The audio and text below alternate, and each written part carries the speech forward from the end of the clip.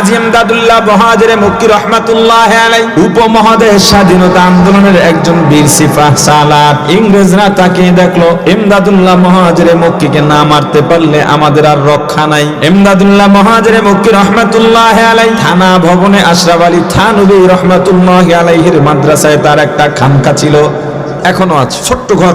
হুজুর ওখানে বসে নামাজ পড়তেন। যেই ঘরটায় দাঁড়ানোর পরে উপরে বেশি জায়গা থাকে না, পাশাপাশি দুজন মানুষ দাঁড়ানো যায় খুব কষ্টে।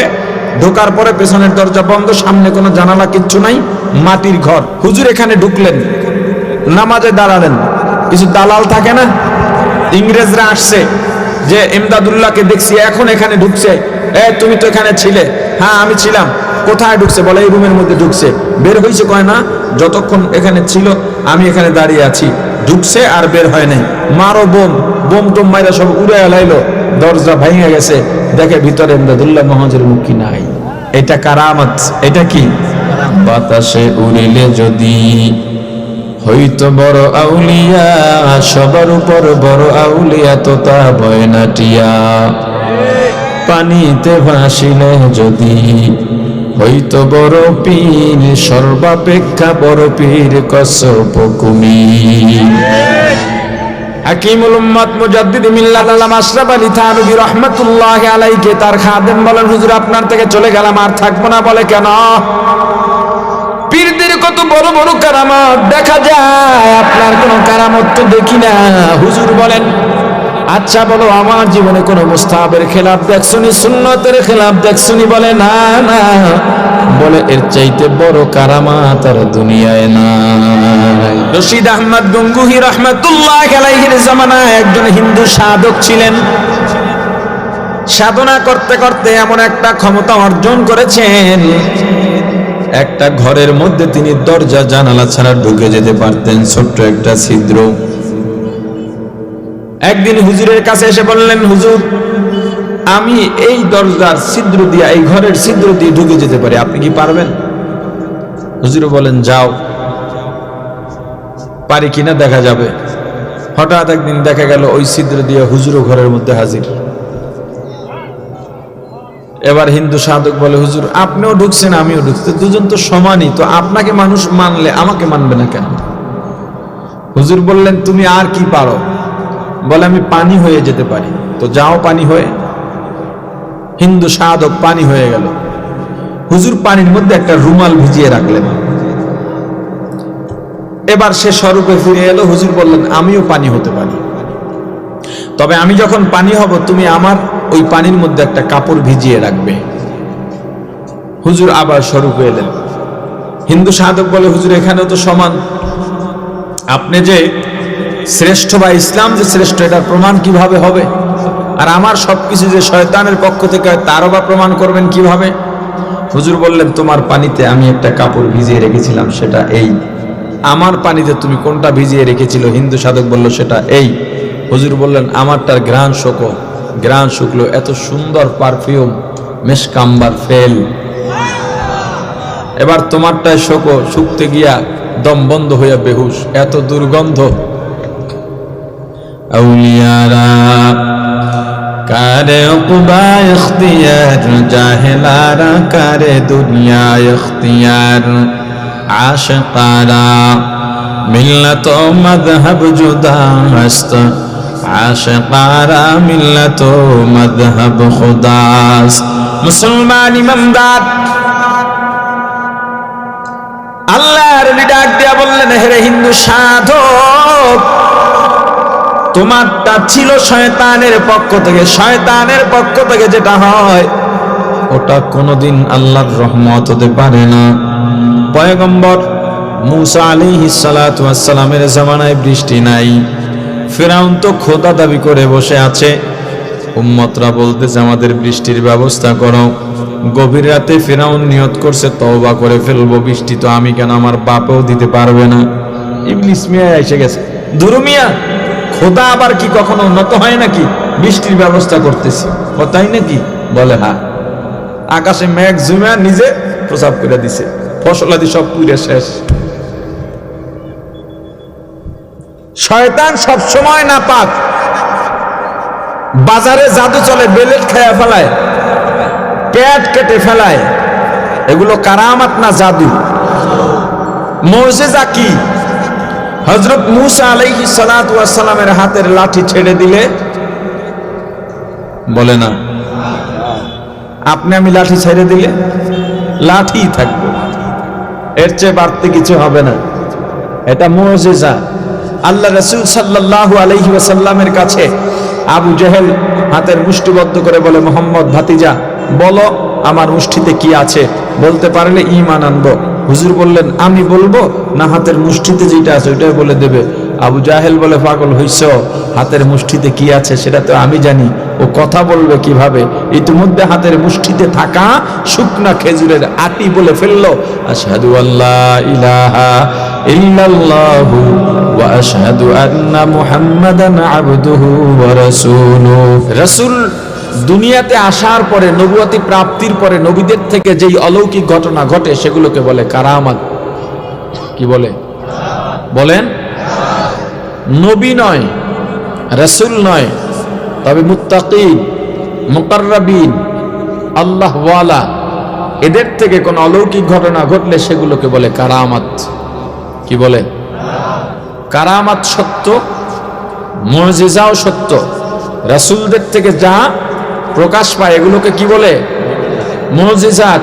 রাসূল দুনিয়াতে আসার আগে, নবীরা দুনিয়াতে আসার আগে তাদের আগমনী বার্তায় কোনো অলৌকিক ঘটনা ঘটলে সেগুলোকে কি বলে? ইরহাসাত। কারামাতের দু একটা উদাহরণ দিই, এরপরে মুজিজা, এরপর ইরহাসাত নিয়ে আলোচনা করব। কারামাতের উদাহরণ কেন দেব, এগুলো বলার প্রয়োজন কি? এদেশের মানুষের মনে আমাদের পূর্ববর্তী আকাবির যারা আছেন তাদের প্রতি শ্রদ্ধা আছে এবং তাদের মাধ্যমে আমরা দ্বীন পেয়েছি, যার জন্য তাদের কোনো ভালো কাজের কথা শুনলে আমাদের মাঝে আমলের উৎসাহ জাগে। পূর্ববর্তীদের ঘটনা বর্তমানদের জন্য শিক্ষা। এজন্য আল্লাহ রব্বুল আলামিন পবিত্র কোরআনুল কারীমের মাঝে পূর্ববর্তী নবী রাসূল বিভিন্ন ঘটনা আল্লাহ কোরআনে উল্লেখ করেছেন নবীকে উৎসাহ দেওয়ার জন্য। এই যে সূরা ফিল তেলাওয়াত করলাম, এটাও রাসূলকে উৎসাহ দেওয়ার জন্য আল্লাহ নাজিল করে ওই ঘটনা জানিয়েছেন। হাদিস শরীফে রাসূল করিম সাল্লাল্লাহু আলাইহি ওয়াসাল্লাম বনি ইসরাইল সহ পূর্বেকার বহু উম্মত ও নবীর ঘটনা হাদিসে বর্ণনা করেছেন। কিন্তু আমাদের কিছু ভাই যারা নিজেদেরকে লা মাযহাবী দাবি করেন, তারা বলেন কোনো কেচ্ছা কাহিনী চলবে না, কোন ওলিয়া উলিয়ার ঘটনা চলবে না, তারা এক কথায় বলে কেচ্ছা কাহিনী চলবে না।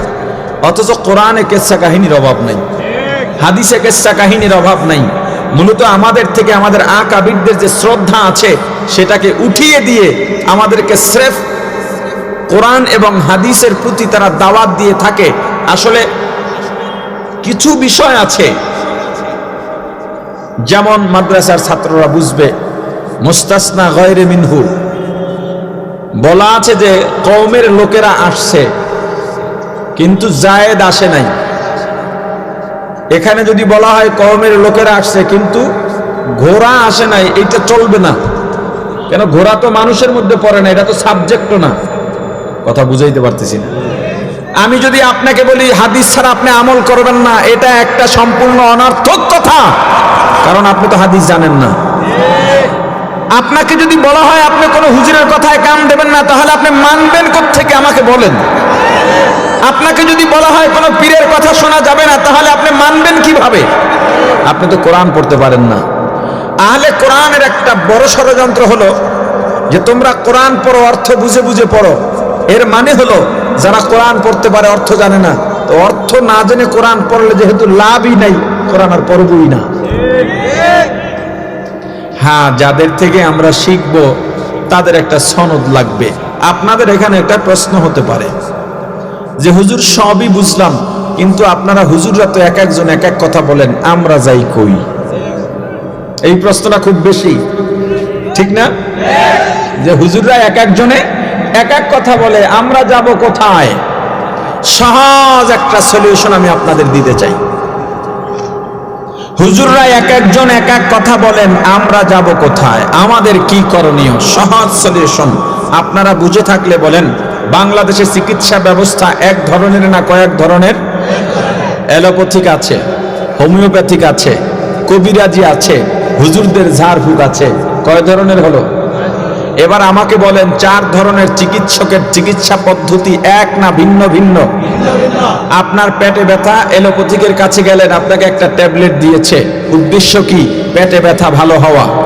হোমিওপ্যাথিকের কাছে গেলেন, পেটে ব্যথা নিয়ে উনি আপনাকে সাদা কয়েকটা বড়ি দিল, উদ্দেশ্য কি? পেটে ব্যথা ভালো হওয়া।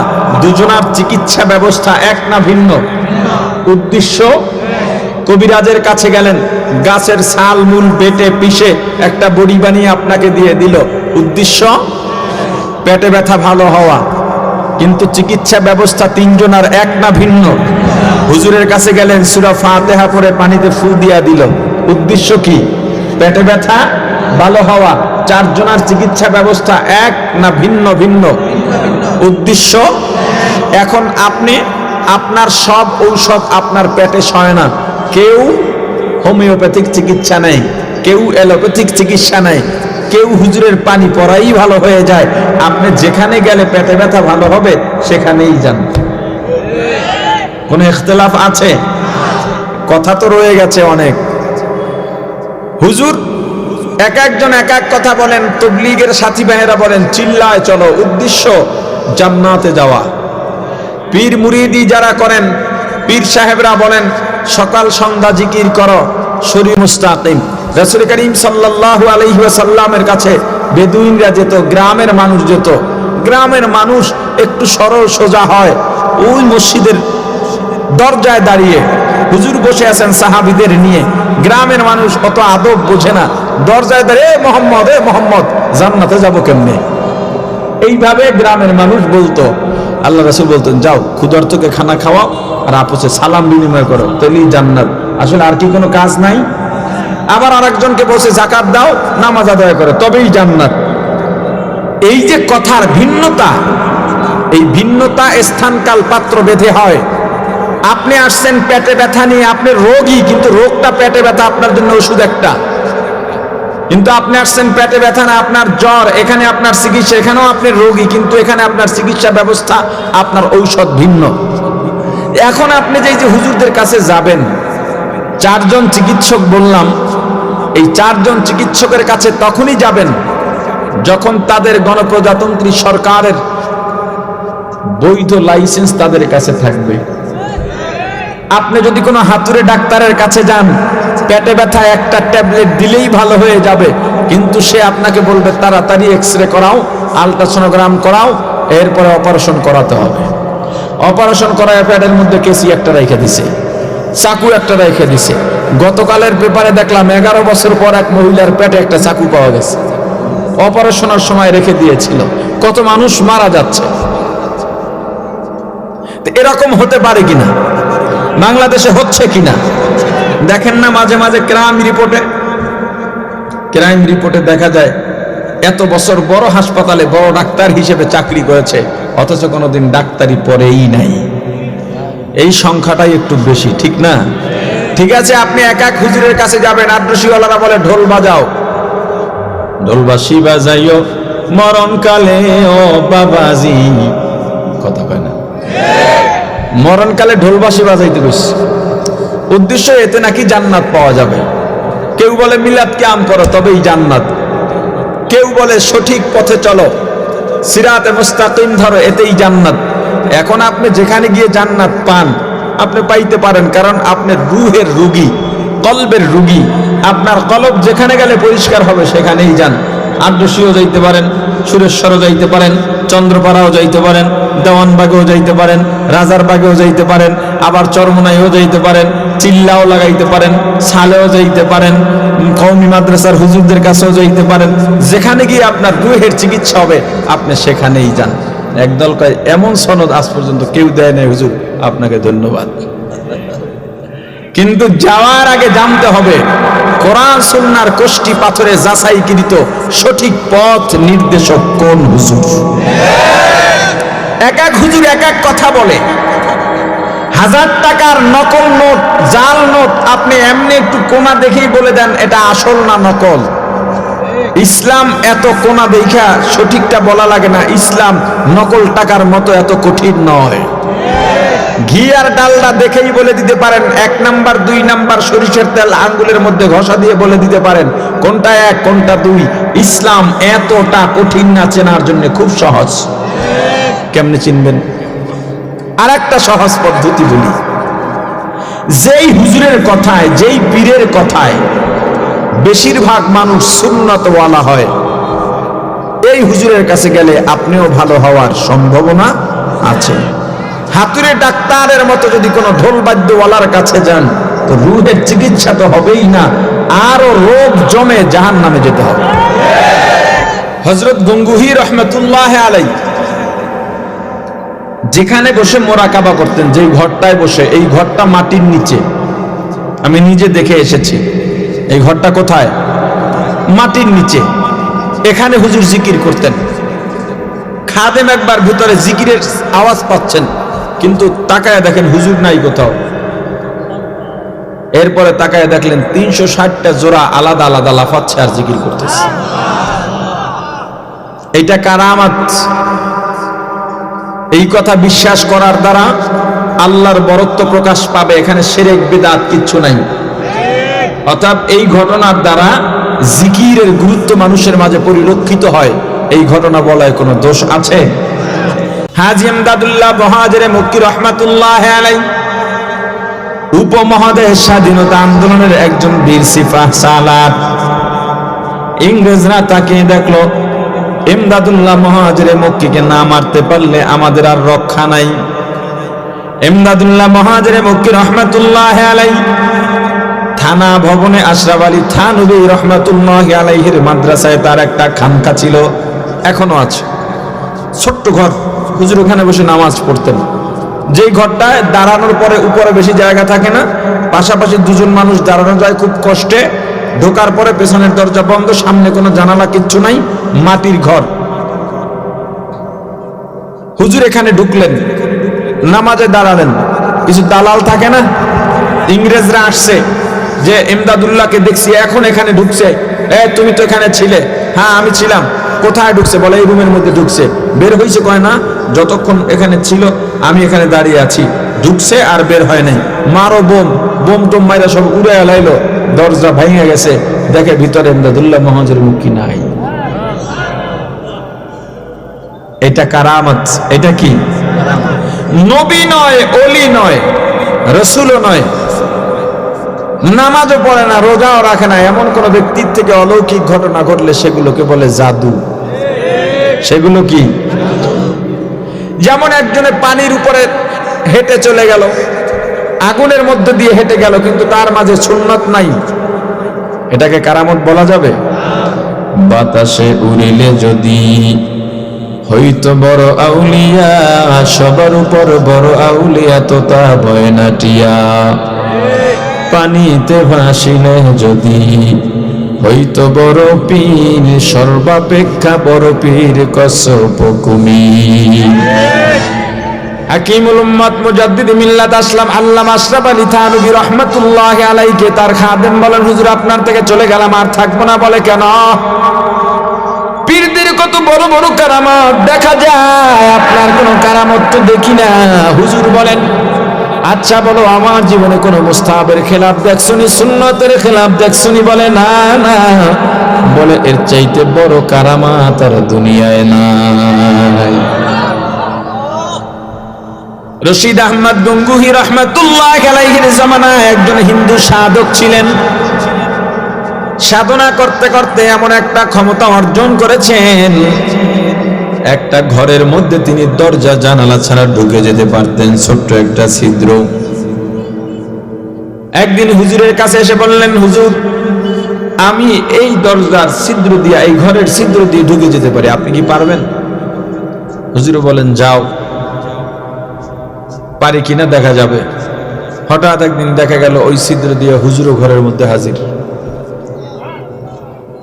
এবার হিন্দু সাধক বলে, হুজুর আপনিও ঢুকছেন আমিও ঢুকছি, দুজন তো সমানই, তো আপনাকে মানুষ মানলে আমাকে মানবে না কেন?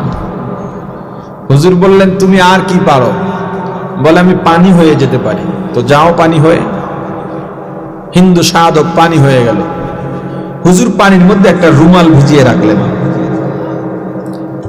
এবার সে স্বরূপে ফিরে এলো। হুজুর বললেন, আমিও পানি হতে পারি, তবে আমি যখন পানি হব তুমি আমার ওই পানির মধ্যে একটা কাপড় ভিজিয়ে রাখবে। হুজুর আবার স্বরূপে এলেন। হিন্দু সাধক বলে, হুজুর এখানেও তো সমান, আপনি যে শ্রেষ্ঠ বা ইসলাম যে শ্রেষ্ঠ এটার প্রমাণ কিভাবে হবে? আর আমার সবকিছু যে শয়তানের পক্ষ থেকে হয় তারও বা প্রমাণ করবেন কিভাবে? হুজুর বললেন, তোমার পানিতে আমি একটা কাপড় ভিজিয়ে রেখেছিলাম, সেটা এই। আমার পানিতে তুমি কোনটা ভিজিয়ে রেখেছিল? হিন্দু সাধক বলল, সেটা এই। হুজুর বললেন, আমারটার ঘ্রাণ শুকলো, এত সুন্দর পারফিউম, মেশকাম্বার ফেল। এবার তোমারটায় শুকতে গিয়া দম বন্ধ হইয়া বেহুশ, এত দুর্গন্ধ। আউলিয়ারা কারে উকবা ইখতিয়ার, জাহেলারা কারে দুনিয়া ইখতিয়ার, আশিকারা মিল্লাত ও মাযহাব জুদা আস্ত, আশিকারা মিল্লাত ও মাযহাব খুদাস। মুসলমান ইমানদার আল্লাহর ডাক দিয়া বললেন, হে হিন্দু সাধক, তোমারটা ছিল শয়তানের পক্ষ থেকে। শয়তানের পক্ষ থেকে যেটা হয় ওটা কোনোদিন আল্লাহর রহমত হতে পারে না। পয়গম্বর মুসা আলাইহিস সালাতু ওয়াস সালামের জামানায় বৃষ্টি নাই, ফিরআউন তো খোদা দাবি করে বসে আছে। উম্মতরা বলতেছে, আমাদের বৃষ্টির ব্যবস্থা করো। গভীর রাতে ফিরআউন নিয়ত করছে, তওবা করে ফেলবো, বৃষ্টি তো আমি কেন, আমার বাপেও দিতে পারবে না। ইবলিস মিয়া এসে গেছে, ধুরু মিয়া, খোদা আবার কি কখনো উন্নত হয় নাকি? বৃষ্টির ব্যবস্থা করতেছি, তাই নাকি? বলে, হ্যাঁ। আকাশে মেঘ জুমিয়া নিজে প্রসাব করে দিছে, ফসলাদি সব পুড়ে শেষ। শয়তান সবসময় নাপাক। বাজারে জাদু চলে, বেলেট খায়া ফেলায়, পেট কেটে ফেলায়, এগুলো কারামাত না জাদু?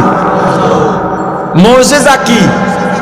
হযরত মুসা আলাইহিস সালাতু ওয়াস সালামের হাতের লাঠি ছেড়ে দিলে, বলে না, আপনি আমি লাঠি ছেড়ে দিলে লাঠিই থাকবে, এর চেয়ে বাড়তি কিছু হবে না। এটা মুজিজা। আল্লাহ রাসূল সাল্লাল্লাহু আলাইহি ওয়াসাল্লামের কাছে আবু জেহেল হাতের মুষ্টিবদ্ধ করে বলে, মোহাম্মদ ভাতিজা, বলো আমার মুষ্টিতে কি আছে, বলতে পারলে ঈমান আনবো। হুজুর বললেন, আমি বলবো না হাতের মুষ্টিতে যেটা আছে ওইটাই বলে দেবে?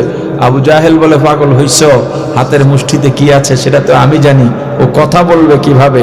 ইতিমধ্যে হাতের মুষ্টিতে থাকা শুকনা খেজুরের আটি বলে ফেললো, আশহাদু আল্লা ইলাহা ইল্লাল্লাহু ওয়া আশহাদু আন্না মুহাম্মাদান আবদুহু ওয়া রাসূলুহু। এটা মুজিজা। মুসলমান ইমানদার, নবীরা দুনিয়াতে আসার আগে তাদের আগমনী বার্তায় যে অলৌকিক ঘটনা ঘটে থাকে এগুলোকে বলে ইরহাসাত। ও মুসলমান ইমানদার, আল্লাহর গোলাম, যত ষড়যন্ত্র করবা সব আল্লাহ নস্যাৎ করে দেবে। তুমি বড় গলায় চেয়ারে বসে বলবা এই দেশে রাষ্ট্র ধর্ম ইসলাম থাকবে না, বলতে পারবা, কাজ করবেন আল্লাহ। কাজ কোনটা হবে তুমি দেখো। এখন তোমার ক্ষমতার শেষ নাই, টাকার শেষ নাই, তোমার লাগর আর কে পায়? কোন সময় যে হঠাৎ করে তুমি জিরো হয়ে যাবে, তোমার জন্য ঘন্টা আল্লাহ বেঁধে দিয়েছেন, কোন জায়গায় ঘন্টাটা বেজে যাবে তুমিও জানো না, টেরও পাইবা না। দুইটা জিনিস সম্পর্কে এই জাতি বেখবর, কোনো দিনও বলতে পারবে না। এক নম্বরে সে কখন ঘুমিয়ে যায়, দুই নম্বরে তার পতন কখন শুরু হয়। এই দুইটা জিনিস সম্পর্কে কেউ বলতে পারে না কখন আমার পতন শুরু হয়েছে আর কখন আমি ঘুমিয়ে গিয়েছি। আপনি কতক্ষণ জাগনা ছিলেন, ঘড়িতে টাইম কত এটা মনে রাখতে পারবেন, কিন্তু ঘুমাইছেন কখন এটা আপনি বলতে পারবেন না। আব্রাহা উদ্বোধন করতে যাবে এমন সময় খবর পাইল গির্জার মধ্যে কেনানা গোত্রের কোন এক যুবক গির্জার মূল পয়েন্টে পায়খানা করে থুয়ে গেছে। উদ্বোধনটা কেমন হইছে? যোগ্য জায়গার যোগ্য উদ্বোধন। একটু পায়খানা করলে আর কতটুক গুণ গাইব। কিন্তু আব্রাহা যখন সৈন্য বাহিনী নিয়ে গেল উদ্বোধন করার জন্য সারা এলাকায় এত দুর্গন্ধ ঢুকতেই পারতেছে না। রাগ হয়ে গেছে, এই দুষ্কর্ম কে করেছে, চিরুনি অভিযান চালাও। অভিযান শুরু, এর মধ্যে পাশের কোন এক এলাকায় কয়েকজন যুবক আগুন জ্বালাইছিল কোন এক কারণে, হয়তো মুরগি পুড়ে খাবে, দুম্বা পুড়ে খাবে, অথবা শীতের কারণে একটু শরীরে তাপের জন্য আগুন জ্বালিয়েছে। আল্লাহ আগুনকে বাতাস দিয়া গির্জায় লাগাইয়া গির্জা পুড়ে ভস্ম করে দিয়েছে। আব্রাহা খবর পাইল এরা ওই সমস্ত যুবক যারা ইয়ামান থেকে প্রতি বছর বাইতুল্লাহ যায় হজ করতে, এরা ষড়যন্ত্র করে এই গির্জা পুড়িয়েছে যাতে এটা কেউ হজ না করতে পারে। আব্রাহাও খেপে গেল, যেহেতু কোরাইশরা আমাদের এটাকে শেষ করলো, এটাও আছে যে যুবকগুলো কোরাইশ বংশের, তো ওদের বাইতুল্লাহ যাতে না থাকে, বাধ্য হয়ে যাতে আমাদের গির্জার পূজা করে, এজন্য বাইতুল্লাহ ভেঙে ফেলবে। অসংখ্য হাতি নিয়ে রওনা দিছে। আব্রাহার হাতিটা বড়, নাম মাহমুদ, উপহার পাওয়া হাতি, রওনা দিয়েছে। আল্লাহ পথিমধ্যে গিয়ে তাবু গাড়লো, সম্ভবত মুগাম্মাস জায়গার নাম। সেখানে গিয়ে একজন প্রতিনিধি পাঠালো বাইতুল্লাহ, গিয়ে দেখো বাইতুল্লাহ কুরাইশদের অবস্থা, মক্কার অবস্থা কি, সেখানের জনগণ আমাদের খবর পেয়েছে কিনা, পাইলে তারা যুদ্ধের প্রস্তুতি গ্রহণ করেছে কিনা। গিয়ে দেখে না, মক্কা নগরীর শুনশান নীরবতা, কোনো মানুষজন নাই। এই ফাঁকে ওই মক্কায় যত উট গবাদি পশু ছিল এগুলো সব ধরে নিয়ে আসছে, যার মধ্যে নবীজির দাদা আব্দুল মুত্তালিবের 200 উট ছিল। নবীজির দাদা আব্দুল মুত্তালিব তৎকালীন বাইতুল্লাহর মোতাওয়াল্লি ছিলেন, কোরাইশদের চেয়ারম্যান ছিলেন। খবর পেয়ে কোরাইশরা বলল, হুজুর আমরা কি যুদ্ধের প্রস্তুতি নেব? হুজুর বললেন, না, ওদের সঙ্গে আমরা শক্তিতে পারবো না। আর বাইতুল্লাহ আমাদের কিছু না, বাইতুল্লাহ অর্থ আল্লাহর ঘর, যার ঘর এটা হে বুঝবো, চলো আমরা সবাই গিয়া পাহাড়ে, গুহায়, বিভিন্ন জায়গায় নিরাপদ আশ্রয় গ্রহণ করি। প্রতিনিধি গিয়ে আব্রাহাকে বলল যে না, ওখানে তারা যুদ্ধের প্রস্তুতি গ্রহণ করে নাই। আব্রাহা এটাও বলে দিয়েছিল, তারা যদি যুদ্ধের প্রস্তুতি গ্রহণ করে তাদের সঙ্গে আমাদের যুদ্ধ হবে। তাদেরকে বলে দাও আমরা যুদ্ধ করতে তাদের সঙ্গে আসি নাই, বাইতুল্লাহ ধ্বংস করতে আছি। তারা যদি আমাদের বাধা হয়ে না দাঁড়ায় আমরা তাদেরকে কিছুই বলবো না। আর কোরাইশের যে সম্মানী ব্যক্তি আছে, যার কথা সবাই মানে, তাকে ধরে নিয়ে আসো, ডেকে নিয়ে আসো। নবীজির দাদাকে প্রতিনিধি এসে বলল, আপনি চলেন। দাদা রওনা দিলেন। তাঁবুর ভিতরে হুজুর ঢুকতেছেন, বেড়া তো কথা কয় না। কিছু মানুষকে দেখলেই মনে হয় এই লোকটা নেতৃত্ব স্থানীয় কেউ, এরকম আছে না? হুজুরের দাদা দেখতেই মনে হয় বাদশাহ। ঢুকতেছেন, আব্রাহা যখনই দেখলেন যে আব্দুল মুত্তালিব ঢুকতেছেন, সাথে সাথে সিংহাসন ছেড়ে দিয়েছে। সম্মান দেওয়ার মালিক কে? وَتُعِزُّ مَن تَشَاءُ وَتُذِلُّ مَن تَشَاءُ।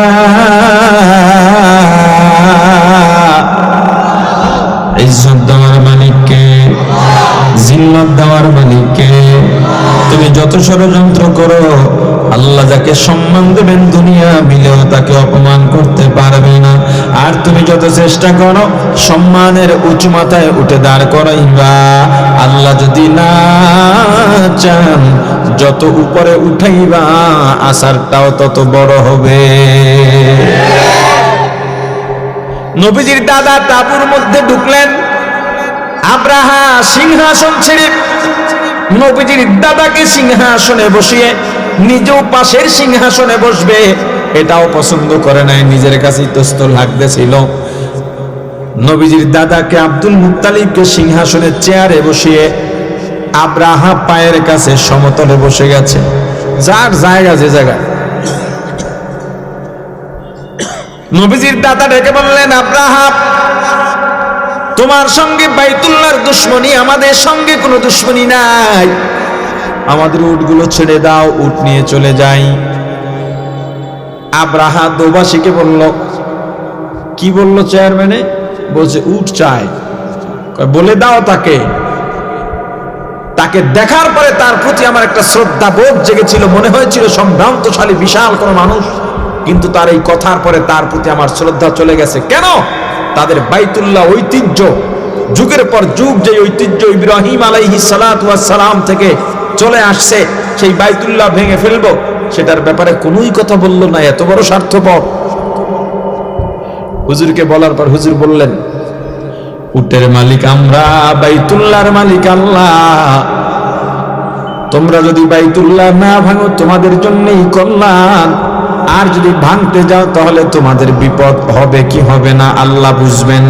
আল্লাহ যদি ফিরিয়ে দেন তবেই তোমরা ফিরে যাবে, আর আল্লাহ যদি না চান তবেই তোমরা বাইতুল্লাহ ভাঙতে পারবে।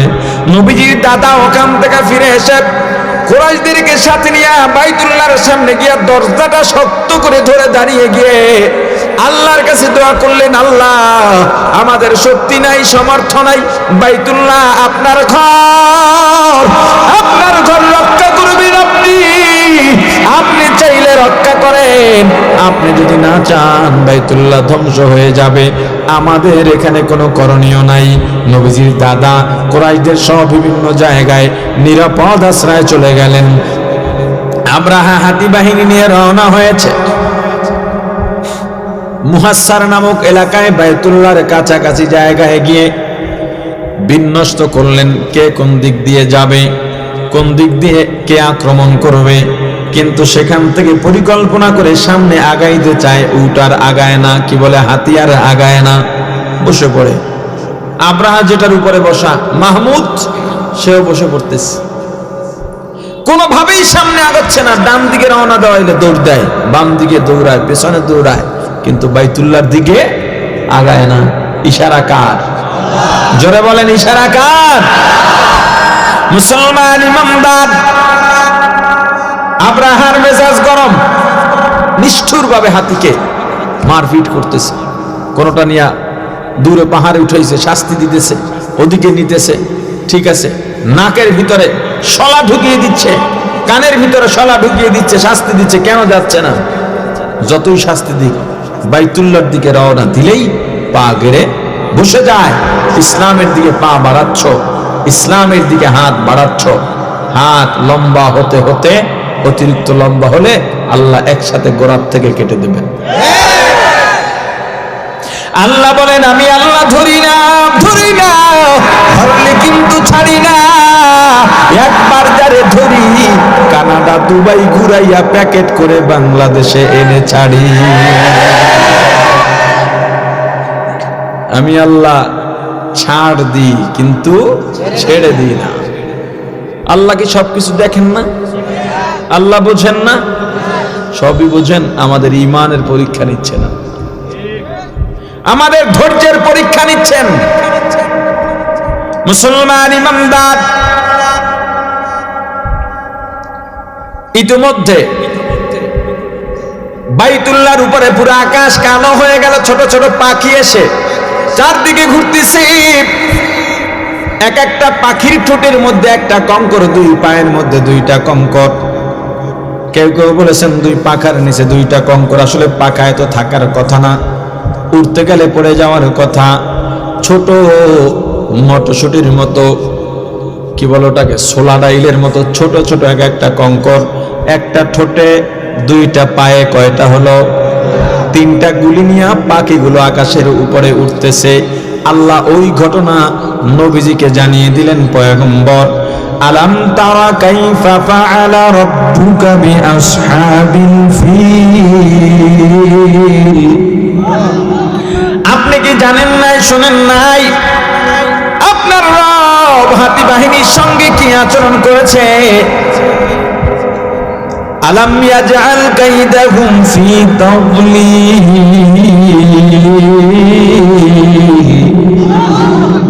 আপনার আল্লাহ কি তাদের ষড়যন্ত্র নস্যাৎ করে দেন নাই? হে মসজিদের ইমাম, মসজিদের মধ্যে তুমি হক কথা বলার কারণে, জুমার খুতবায় সুদের বিরুদ্ধে বলার কারণে, পুঁজিবাদী কুফরি গণতন্ত্রের বিরুদ্ধে বলার কারণে, পর্দার পক্ষে বলার কারণে, হারামের বিরুদ্ধে বলার কারণে তোমার সভাপতি খেপে গেছে। ভয় নাই, চিন্তা নাই, চাকরির পরোয়াটাও করো না, কারণ রিজিকের মালিক কে? আওয়াজ দিয়ে বলেন, রিজিকের মালিক কে? তোমার পরোয়া করার কোনো কারণ নাই। চাকরি একটা চলে যাবে, 10টা হবে, তবুও চাকরির ভয়। সভাপতি কমিটিকে খুশি করাবার জন্যে হক কথার থেকে এক কদম পিছু হটো না। শুধু একটা কথা মনে রাখবা, হযরত বিলাল রাদিয়াল্লাহু তাআলা আনহু একজন হাবশী গোলাম, বংশগত গোলাম, এত কালো, এত কালো। মানুষ যত কালো হোক না কেন, হাতের তালু সাদা থাকে, কিন্তু হযরত বিলাল এত কালো, হাতের তালু পর্যন্ত কালো ছিল। নিচের ঠোঁট অনেক ভারী ছিল, নিচে ঝুলে থাকতো, এজন্য স্পষ্ট কথাও বলতে পারতেন না। ওরে মুসলমান, একজন গোলাম তৎকালীন কাফেরদের অন্যতম লিডার উমাইয়া ইবনে খালফের গোলাম ছিলেন হযরত বেলাল। হযরত বেলাল কাজ করেন আর ঠোঁট দুইটা নড়তেছে, ঠোঁট দুইটা নড়তেছে। উমাইয়া ইবনে খালফ ডাক দিয়া বলে, বেলাল ঠোঁট কেন নড়ে? বেলালের সরল জবাব, মালিকের নাম জপতেছি। উমাইয়া খুশি হয়ে গেল, বেলাল তোমার কাজ কমিয়ে দেব, তোমাকে সহজ করে দেব, আসান করে দেব। বেলাল বলেন, কেন? তুমি যে আমার নাম জপতেছ, তোমার চেয়ে ভালো গোলাম আমার আর কেউ নাই, তুমি আমার বড় শুভাকাঙ্ক্ষী। হযরত বেলাল জবাব দিয়া বলেন, আমি আপনার নাম জপতেছি, কে বলল? আমি তো মালিকের নাম জপতেছি। আমি তো মালিক। বলেন, আপনি মালিক না, তাহলে কে? আল্লাহু লা ইলাহা ইল্লা হুয়াল হাইয়ুল কাইয়্যুম।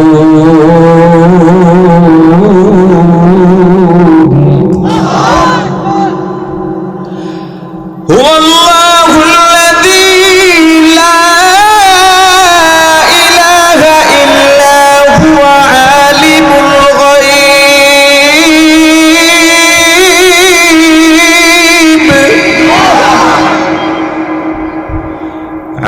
আলিমুল গায়বি ওয়াশ শাহাদাতি হুয়ার রাহমানুর রাহিম। হুয়াল্লাহু আল্লাযী লা ইলাহা ইল্লা হু। হুয়াল্লাহু আল্লাযী লা ইলাহা ইল্লা হুয়াল মালিকুল কুদ্দুসুস সালামুল মুমিনুল মুহাইমিনুল আজিজ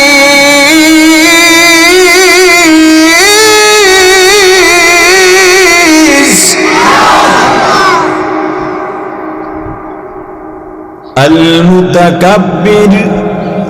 সুবহানাল্লাহ,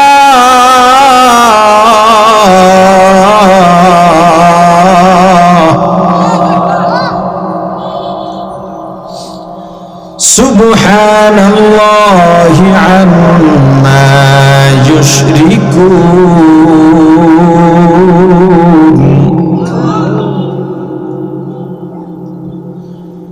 হুয়াল্লাহুল খালিকুল বারিউল মুসাব্বিরু লাহুল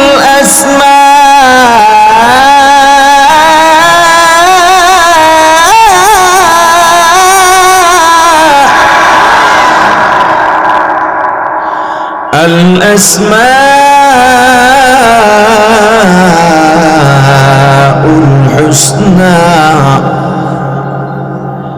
يسبح له ما في السماوات والأرض وهو العزيز الحكيم।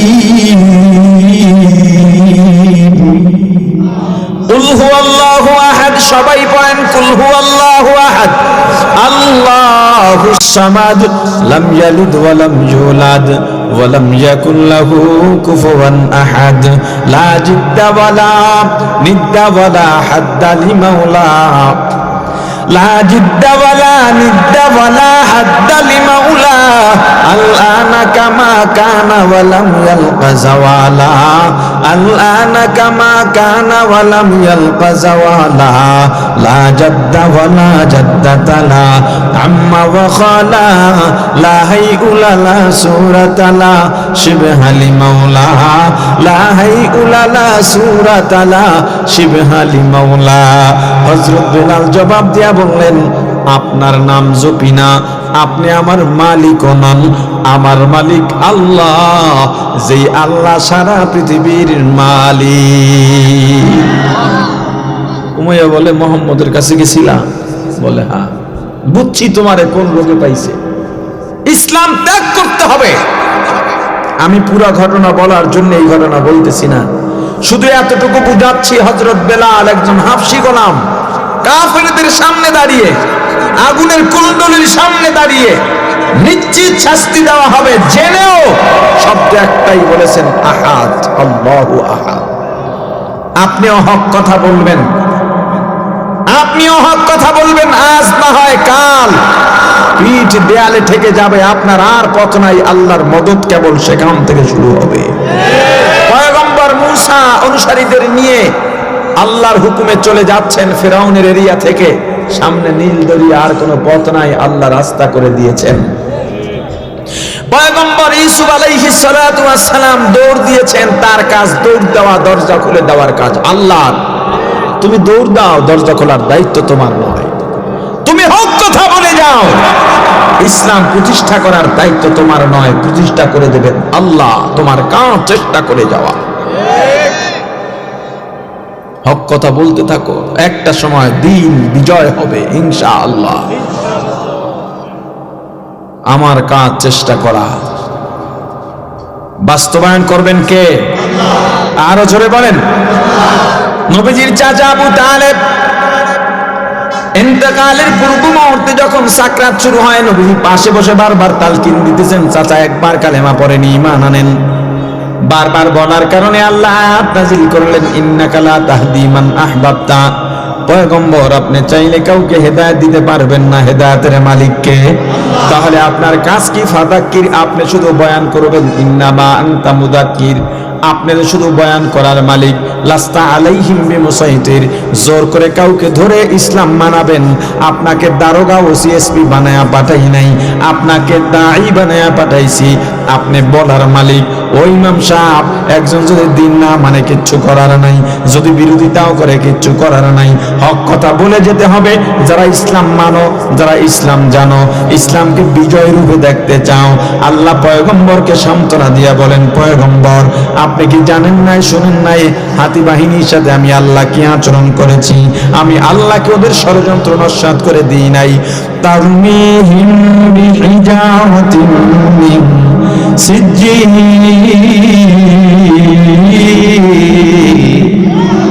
পাখিগুলো উঠতেছে, হঠাৎ করে পাখি গুলি ছাড়ছে, একটা একটা কঙ্কর ছেড়ে দেয়, যেখানে পড়ে সব ধসে যায়। একটা ছোট্ট মটরশুঁটি বা একটা ছোলা ডাইলের মতো একটা ছোট্ট কঙ্কর, এটা তো বাতাসে উড়ে যাওয়ার কথা, যেখানে পড়ে সেখান থেকে ছিটকে যায় না, অপর প্রান্ত থেকে বের হয়ে যায়, সব খসে খসে পড়ে যায়। তবে সবার উপরে এগুলো নিক্ষেপ হয় নাই।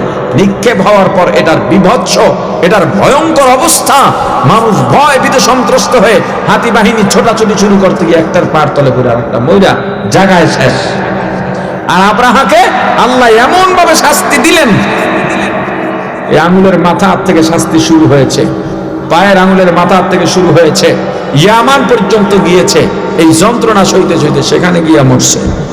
আল্লাহ বলেন, ফাজআলাহুম কাআসফিম মাকুল, ঘাস চাবাইলে চতুষ্পদ জন্তু, বিশেষ করে গরু, মহিষ, বকরি, ঘাস চাবাইলে যেভাবে হয় অবস্থা, চর্বিত ঘাসের ন্যায় বানিয়ে দিয়েছেন আব্রাহা বাহিনীকে। ভাইরা আমার, আল্লাহ রাসূল সাল্লাল্লাহু আলাইহি ওয়াসাল্লাম দুনিয়াতে এসেছেন, আর কি কেউ আসবে নবী? কথা বলেন। অতএব ইসলাম বিজয়ের পূর্ব সময় আল্লাহ বিভিন্ন ঘটনা ঘটাবেন।